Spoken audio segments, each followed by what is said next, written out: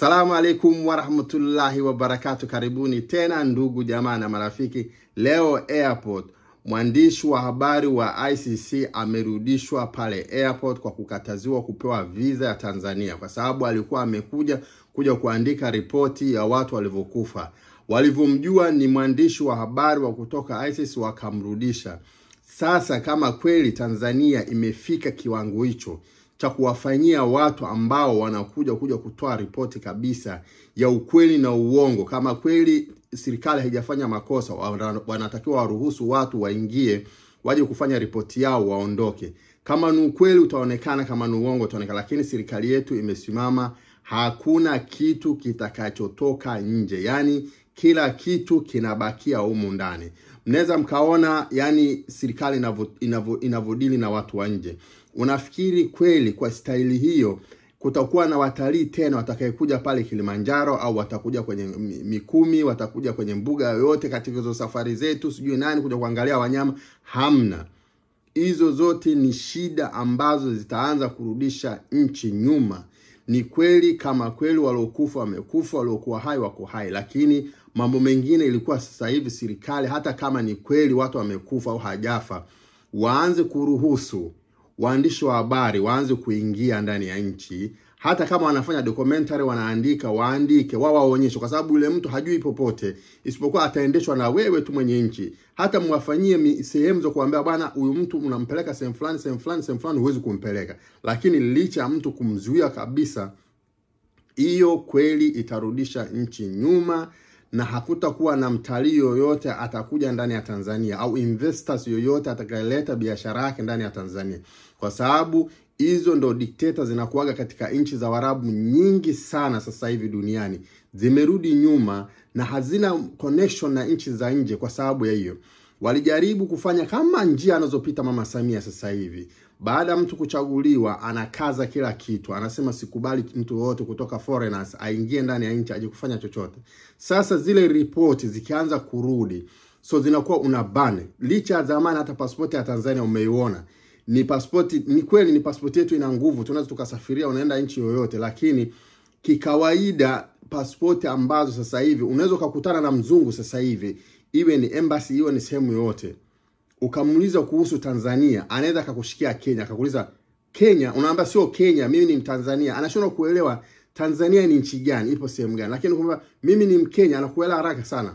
Kwa sababu ya nini? Wenzetu wamejaribu sana kupeleka nchi zao mbele kwa kuleta wale wa investors, kuleta wale ma foreigners watu kuja kuangalia, wale wa tourists sijui nini kuja kuangalia wanyama nini. Sisi tunakaza sana jamani, na hii tukio lilotokea sasa hivi litaturudisha nyuma kama hatujakuwa makini. Ili ndilo litakalotuangamiza kushinda hata mengine yaliyotokea miaka zamani.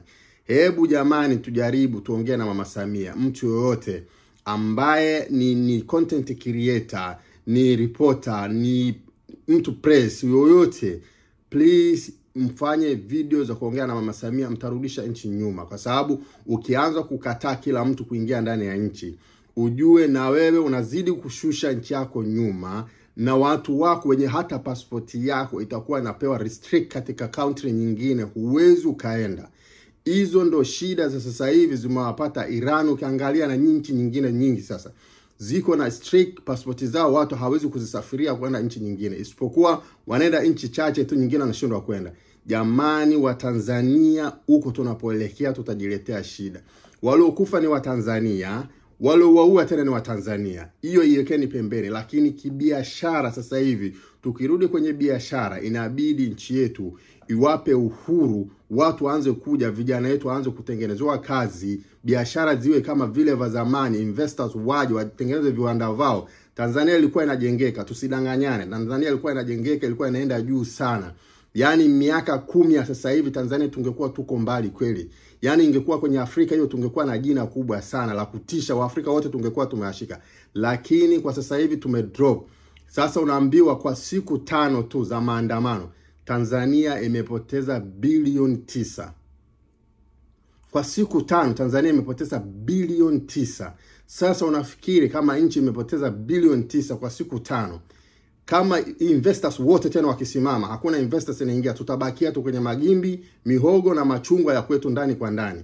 Na hiyo kweli haitatupeleka mbali. Ndio maana Watanzania wengi sana tupo nyuma sana in time of international watu wa foreigners, tuko nyuma sana. Wenzetu wa Kenya, nchi nyinginezo wanaendelea sana, wanapata kazi nyingi sana kwa investors wao.